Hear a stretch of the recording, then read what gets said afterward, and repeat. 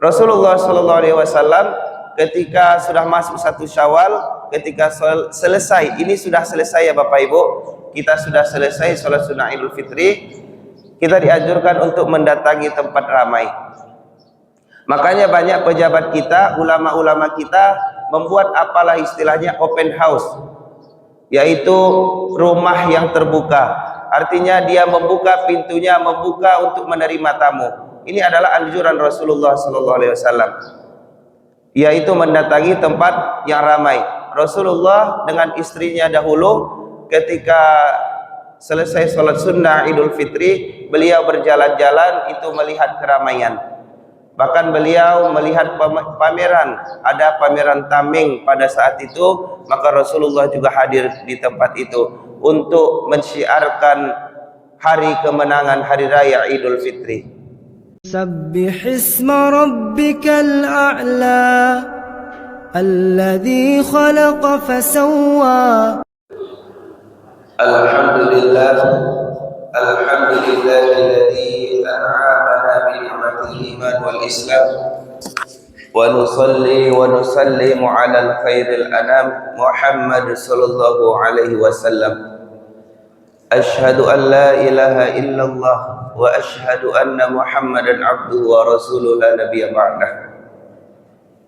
Alhamdulillah, kita bersyukur kepada Allah Subhanahu wa taala pada pagi hari ini kita kembali berubudiyah melaksanakan ibadah salat subuh secara berjamaah. Mudah-mudahan kita berharap kepada Allah Subhanahu wa taala ibadah yang kita lakukan pagi ini menjadi saksi perjuangan kita untuk mendekatkan diri kepada Allah dan dibalasi oleh Allah dengan pahala terbaik. Bapak Ibu jamaah sekalian yang kami muliakan, maka pada kesempatan ini di hari yang ke-29 Ramadan, kami akan membahas tentang sunnah-sunnah yang dilakukan sebelum Idul Fitri dan sesudah Idul Fitri. Maka ini perlu kita perhatikan, karena sunnah Rasulullah SAW adalah yang beliau tinggalkan untuk kita lanjutkan setelahnya. Alaikum bisunnati wa sunnati khulafair rasyidin. Atas kalianlah sunnahku dan kemudian sunnah-sunnah dari khulafaur rasyidin, atau orang-orang yang terpilih dan diberikan petunjuk oleh Allah Subhanahu wa taala. Bapak Ibu jamaah sekalian yang kami muliakan, di 1 Syawal kita bisa membayangkan pagi harinya kita bangun melaksanakan ibadah salat subuh. Maka pada 1 Syawal itu sebenarnya Bapak Ibu, masuknya 1 Syawal, tenggelamnya matahari atau kita puasa terakhir di 30 Ramadan itu, kita sudah disunnahkan untuk melaksanakan takbir. Maka sunnah yang pertama adalah memperbanyak takbir.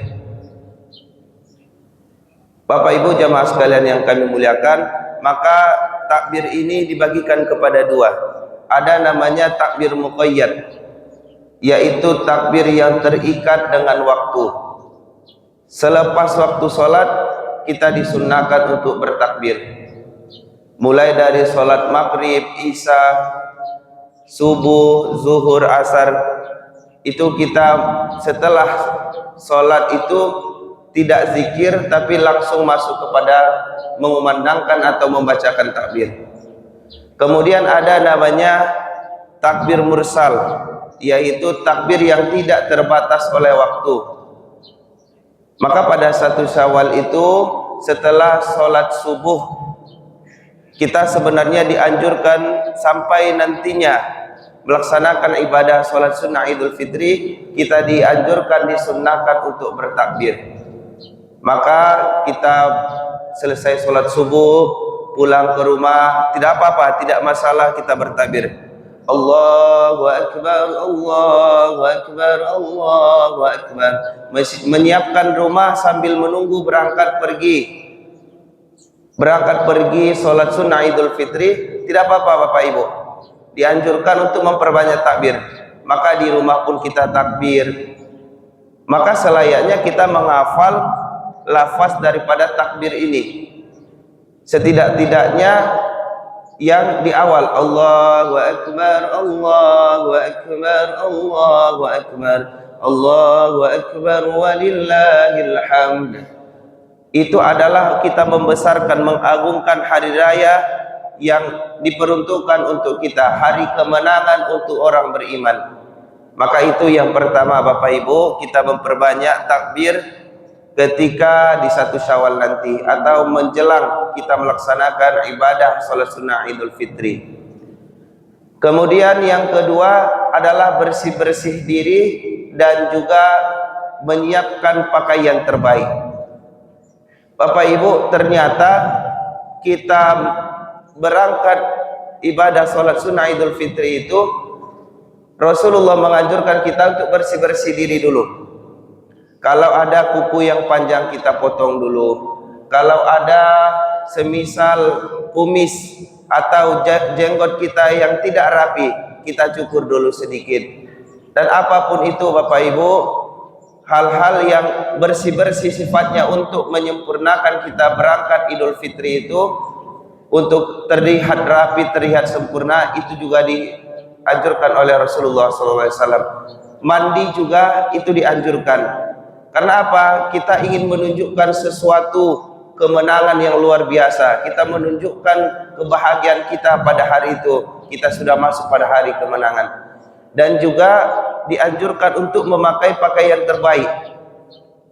Bapak Ibu jamaah, pakaian terbaik itu adalah pakaian yang warnanya warna putih.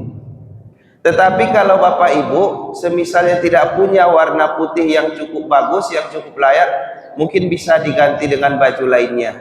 Ataulah mungkin Bapak Ibu sudah beli pakaian hari raya, sudah beli baju rayo. Nah, masalah Bapak Ibu dipakai, karena kita ingin mensyiarkan hari kemenangan itu dengan menunjukkan sesuatu yang sempurna, yang baik.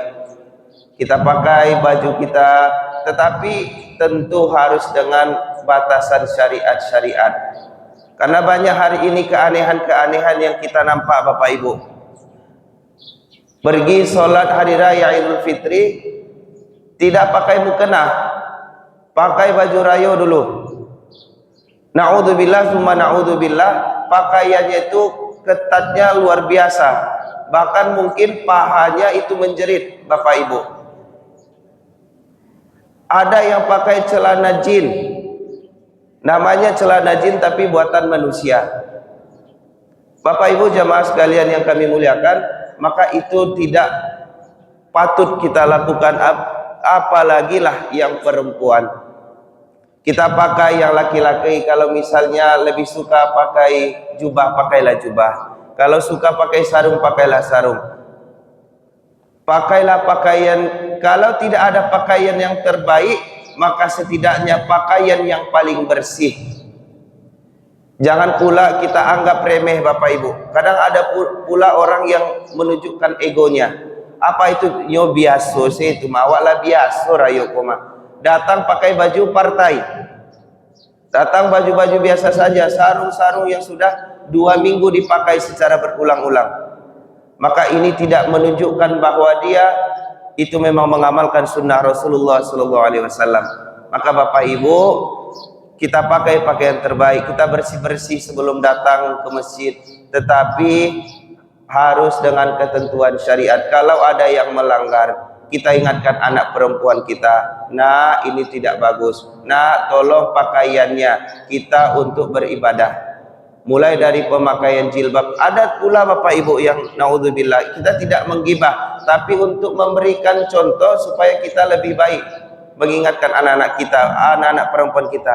Ada yang datang ke masjid sholat sunnah Idul Fitri, untuk jalan menuju masjidnya tidak pakai jilbab, tetapi setelah sampai baru pakai mukena.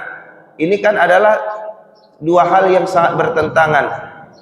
Dia sepanjang jalan itu menunjukkan keharaman, tetapi mengharapkan fadilah atau keutamaan dari sholat sunnah Idul Fitri. Dan untuk perempuan diharapkan untuk tidak memakai wangi-wangian. Kalau laki-laki dipersilahkan, pakailah parfum, Tetapi perempuan untuk menghindari fitnah sesuai dengan apa yang disampaikan oleh Rasulullah, maka lebih baik kita tinggalkan, tidak memakai wangi-wangian untuk yang perempuan. Bapak Ibu jamaah sekalian yang kami muliakan, kemudian yang ketiga, kita makan sebelum berangkat sholat sunnah Idul Fitri. Jadi tidak makan harus dengan gulai randang, gulai, tidak Bapak Ibu, yang setidaknya mengisi perut kita. Rasulullah sebelum berangkat melaksanakan sholat sunnah Idul Fitri, beliau memakan setidaknya beberapa biji kurma. Kalau kita mungkin ada nastar di rumah lah, siap di Bali, makanlah sakitnya Bapak Ibu, atau kue-kue, atau ada lontong agak sepiring, makanlah, tidak masalah. Tetapi memang kita menimbang waktu juga, nanti jangan sampai terlambat sholat sunnah Idul Fitrinya. Maka ini juga dianjurkan oleh Rasulullah SAW. Maka ibu-ibu siap-siap pagi-pagi itu, siapkan kok teh suami, kok roti, anak-anak dibangunkan agak cepat, sholat subuh. Nah ini juga, dan jangan sampai Bapak Ibu, anak-anak kita pergi sholat sunnah Idul Fitri tapi kita tidak bangunkan subuhnya. Ada seperti itu Bapak Ibu, sholat sunnah Idul Fitri tapi tidak sholat subuh. Ini sama dengan mengejar yang sunnah tapi meninggalkan yang wajib. Jadi sholat sunnah Idul Fitri adalah kemenangan, tetapi sudah kalah di sholat subuhnya. Bapak Ibu jamaah sekalian yang kami muliakan, itu adalah yang ketiga sunnah Rasulullah SAW. Kemudian yang keempat adalah mendatangi tempat yang ramai.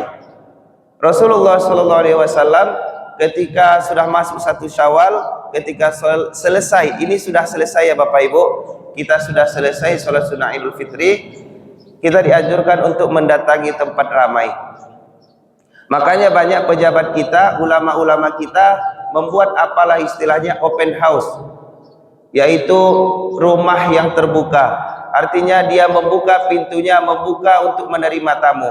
Ini adalah anjuran Rasulullah SAW, yaitu mendatangi tempat yang ramai. Rasulullah dengan istrinya dahulu ketika selesai sholat sunnah Idul Fitri, beliau berjalan-jalan itu melihat keramaian. Bahkan beliau melihat pameran, ada pameran tameng pada saat itu, maka Rasulullah juga hadir di tempat itu untuk mensyiarkan hari kemenangan hari raya Idul Fitri. Kemudian yang kelima adalah mendatangi tetangga dan juga kerabat. Maka ini disunahkan juga Bapak Ibu, jangan malas kita. Kalau ibu-ibu ini mungkin semangat untuk bersilaturahmi, mendatangi tetangga, mendatangi kerabat, tapi yang sering masalah ini bapak-bapak. Pahi surang selah, beko ambo turian. Kadang yang laki-laki ini memang itu pula penyakitnya. Tidak mau diajak bersilaturahmi, tidak mau diajak untuk ikut melihat kaum kerabat. Padahal ini adalah anjuran Rasulullah SAW. Kita datangi tetangga kita, kita datang kaum kerabat kita, karena ini adalah momen bersilaturahmi. Kita menemui keluarga kita, kita menemui tetangga kita. Dengan itu kita mendapatkan pahala dari Allah Subhanahu wa taala. Kita mengikuti sunnah Rasulullah. Kemudian Bapak Ibu jamaah sekalian yang kami muliakan, yang keenam itu adalah tahniyah, yaitu mengucapkan selamat. Mengucapkan selamat kepada saudara kita. Maka ini juga sudah menjadi budaya kita, sudah menjadi budaya atau tradisi kita di tengah-tengah masyarakat. Kalau hari raya Idul Fitri setelah sholat kita bersalam-salaman, minal aidin wal faidin, taqabbalallahu minna wa minkum wa kullu amin wa antum bi khair. Dan apapun itu sebutannya Bapak Ibu, maka kita ucapkan selamat, kita doakan. Alhamdulillah kita sudah masuk di hari raya Idul Fitri. Mudah-mudahan Allah berikan kita keistiqomahan, Allah ampuni dosa-dosa kita. Maka ini juga dilakukan oleh Rasulullah SAW.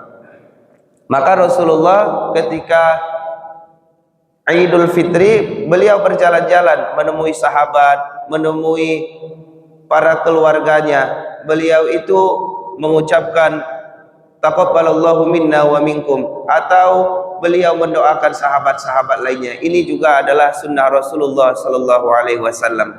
Maka perlu kita perhatikan, jangan kita menghabiskan waktu kita di hari raya Idul Fitri itu dengan bermalas-malasan. Jangan kita tidak menyadari bahwa banyak sekali sunnah-sunnah Rasulullah yang harus kita laksanakan, yang bisa kita laksanakan. Tentu sifatnya adalah kemuliaan. Jangan sampai ada kita berpemahaman itu kan sunnah, itu kan sunnah. Itu seolah-olah mencemooh apa yang ditinggalkan oleh Rasulullah sallallahu alaihi wasallam. Kan hanya sunnah. Bapak Ibu jamaah sekalian yang kami muliakan, ibadah sunnah atau sesuatu sunnah yang kita lakukan itu adalah penolong kita nantinya, pemberat timbangan kita di hadapan Allah Subhanahu wa taala. Ketika timbangan amal kebaikan dan keburukan kita nantinya sama, maka amalan sunnah inilah yang akan memberatkan amalan kebaikan kita. Maka kemudian Bapak Ibu, dan jadi pertanyaan adalah THR. THR ini apakah ada anjuran dari Rasulullah sallallahu alaihi wasallam?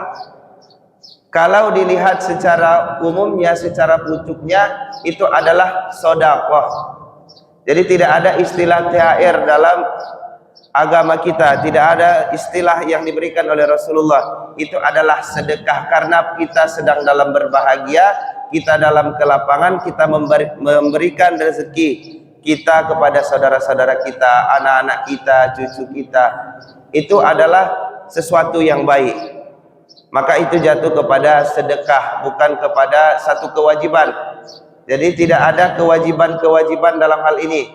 Karena ada beberapa orang yang sudah mewajibkan, oh amma magia THR, apa magia THR, siapa anak nan nomor 2 magia THR wajib. Tidak ada kewajiban di sini Bapak Ibu. Tidak ada kewajiban, tapi ini adalah budaya kita, budaya yang tidak bertentangan dengan agama kita.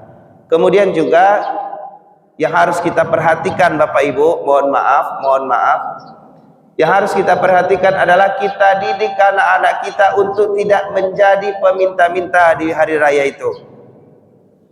Ini yang berat Bapak Ibu, karena terkadang kita sebagai orang tua minta ke mama tua, minta ke anti tua, minta ke uncu tua. Itu adalah mendidik anak kita untuk meminta-minta. Kita minta itu kepada Allah Subhanahu wa taala. Ya Allah, kayakan saya, cukupkan saya, jangan sampai bergantung kepada manusia. Maka ini Bapak Ibu jamaah sekalian yang kami muliakan, perlu kita perhatikan di menjelang kita masuk kepada hari raya Idul Fitri ini.